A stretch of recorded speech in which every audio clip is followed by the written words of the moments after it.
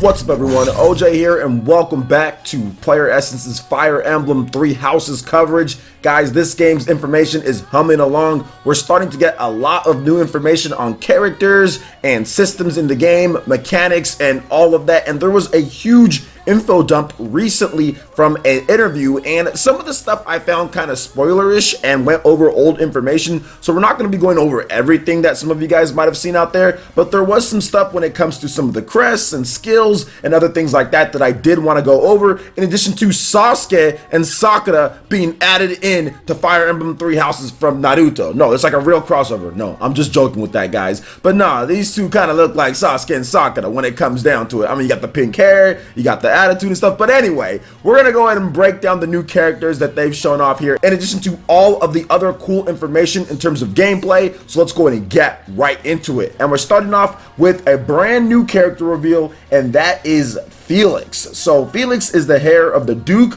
of the Holy Kingdom of Vargas. He's also Dimitri's childhood friend, who he gave the nickname Boar. Felix can be sarcastic and a lone wolf, but is focused on honing his skills with the sword. That way of thinking has him challenging all strong people he meets to a duel immediately. So kind of Sasuke-ish, you know, with the attitude and with the hair, the pretty boy type of feel and everything like that. So yeah, it's definitely looking that way, like he has that type of attitude and everything. But hey, I like the idea. I'm not trying to say that they directly copied Naruto or anything like that, but he does seem like a cool character that's going to be interesting to follow, because he calls Dimitri, who's one of the main characters, a boar, and he's always trying to challenge people to get stronger himself. So we'll see kind of what way he turns to as we progress through the story. Now there is another character here that they also revealed, and that is Hilda, and she is the nice pink haired person that you guys are seeing right here. So Hilda is a part of the Golden Deer House, as well as the sole daughter of the Duke of Gonriel. Possible because she was spoiled by her father and brother, she has a habit of being lazy and can get others to spoil her. Hilda is essentially the typical noble lady. Additionally, she's a fan of anything fashionable and colorful. So not really Sakura-ish when it comes down to it, but still seems like another character that might be a little bit annoying to deal with. I'll be honest here, not a big fan of the preppy type of noble characters in the game that want everything done for them and want everything purchased for them and all that stuff like that. But I think you have to have that nice balance of different personalities, from people who are very honorable to people that are very spoiled and kind of snobbish and things like that, especially when you're dealing with nobles and royals and all this different stuff. With this game in particular, there's a lot of people that are of that high stature in the game, so you're gonna have people that are like this all around. So let's go ahead and move into the next thing here, guys, and this is the exciting information. So like I said, there was some spoilerish type of stuff that I felt was in the info dump that was recently rounded up, but I do want to go over some of the stuff that I think is not spoilers. So we are going to start with history of Crests and also skills and Crests. There's a lot of information here, so let's go ahead and get into it. So some characters bear Crests passed down by their ancestors, so it's almost like a bloodline type of thing. The Crests play a major role in influencing one's social standing. Example, Ardestrian, the Empire Imperial Throne, has been passed down for generations to those with the Crest of Syros. In addition, Crests may unlock talents such as superior physical or magical ability. The protagonist possesses a crest. The same crest appears in various places, like on So This Is Close, the King of the Golden Blade in the first trailer, etc. The name and properties of this crest are a complete mystery. It's even called a crest of question marks in the game, so it's going to be some stuff that we're going to have to figure out. Now let's talk a little bit more about skills and crests in Fire Emblem Three Houses. Skills are an important part of a character's personality and growth. When set, they have a particular effect during battle.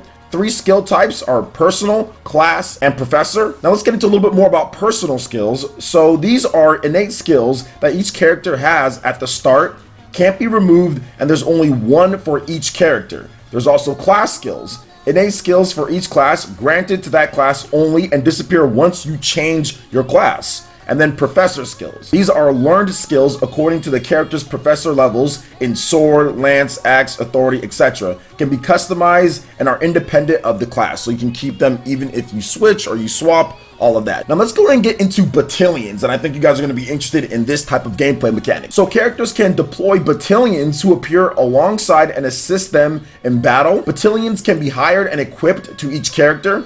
By deploying battalions, the character's abilities can change and gambits can be used, which we will talk about in just a bit. Battalions can be hired via the Knights Guild as the story progresses. When choosing from the list of battalions, you can see the battalion's name, Gambit, required authority level, and cost to hire, which I absolutely love what they're doing here with this. The bottom panel shows the battalion's maximum health and affected stats, as well as the Gambit's maximum uses and properties. The triangle icons next to a character indicates the battalion's health. 3 triangles means the battalion is healthy, above 2/3 health. Then it goes down to 2 triangles below the 2/3 health, 1 triangle below the 3rd health, and presumably none after that. So that's not going to be a good situation for you. The charm stat has a currently unknown purpose at this point, so we're going to have to wait for Nintendo to detail that. If a character leading the battalion takes damage, the battalion's health will decrease.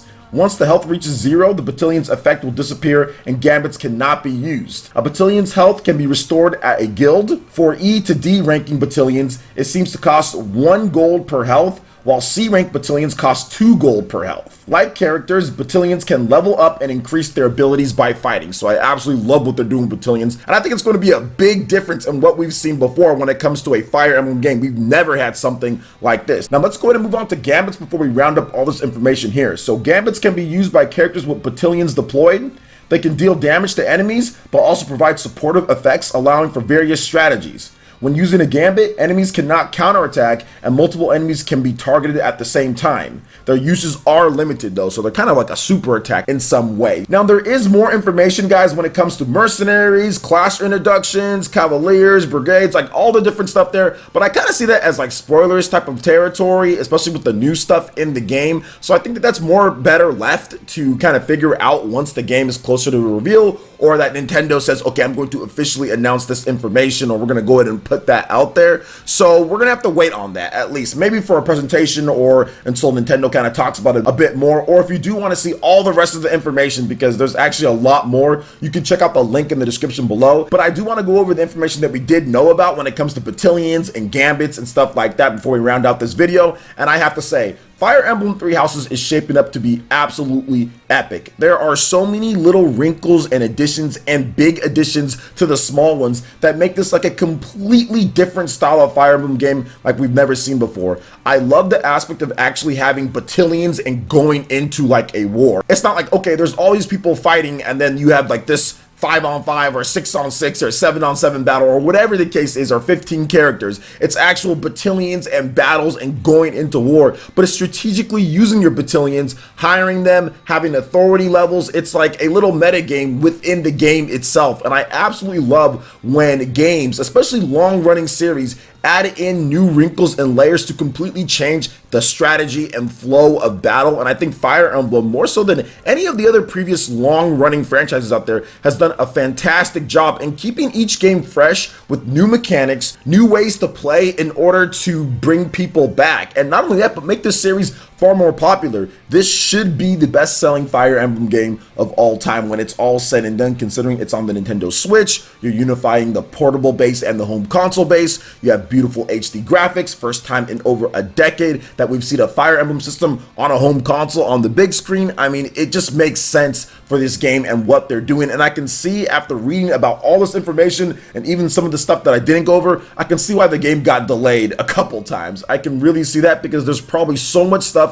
added into this that it probably broke like a number of times during the development because they're doing something that they haven't done before. Remember, this is Intelligent Systems' real first HD game. They haven't really made much outside of like Color Splash and like a couple other things. So this is their first huge main Fire Emblem game HD. So they probably need a little bit more time. And of course, getting that help from Koei Tecmo as well in order to finish up the game. So it's going to be really exciting to see how this game does. But I honestly feel with all these new additions and all of the great mechanics that they're adding to this with the crests and the skills and like the birthright type of stuff, that's really just going to expand the game further. And I think it's going to bring back some of the old school Fire Emblem fans that maybe didn't play the new ones or didn't like them as much. I think this game's gonna have a much better reception in terms of what they're doing. They're gonna bring back the classic and the hardcore modes. So I'm gonna continue covering the game for you guys. We're gonna continue going over some of the new information, going over the new characters and everything. But I love the style of it. I like how much personality and different types of people that they're putting in and making it more of like politics within the academy and where that actually plays a part into the gameplay itself. I think it's really cool. I love the new setting for the game. And like I said, this is something completely different than we've seen before. And some people like it. Some people are kind of like, I'm not so sure about it, but I'm absolutely in love with them trying new things and new ideas for Fire Emblem, because the 3DS games, with the exception of Fire Emblem Echo Shadows of Valentia, that was a remake of one of the original games. Like the other two, they kind of played it kind of the same, you know, with some different tweaks here and there. And this one is finally just saying you're going to get everything in this one package here, and it's going to be pretty much the best looking presentation that we've seen so far. So I'm excited about that. You guys know how I like Fire Emblem. Fire Emblem Awakening is my previous favorite Fire Emblem game, so we'll see if this one passes up some way, shape, or form. But either way, I'm excited to get into it more and cover the game. So what do you guys think about all this new information here for Fire Emblem Three Houses on the Nintendo Switch? Let me know your thoughts in the comment section below. Alright guys, that wraps it up for this video here. Go ahead and check out the links in the description below. We got Facebook and Twitter. Go ahead and give us a like and a follow on our social media. Hit that like button if you did like this video. Lets me know you guys want more content like this going forward in the future. And subscribe to PlayerEssence for this RPG, Japanese, and Nintendo gaming news. Thank you so much for watching, and we'll catch you guys for the next one. Peace.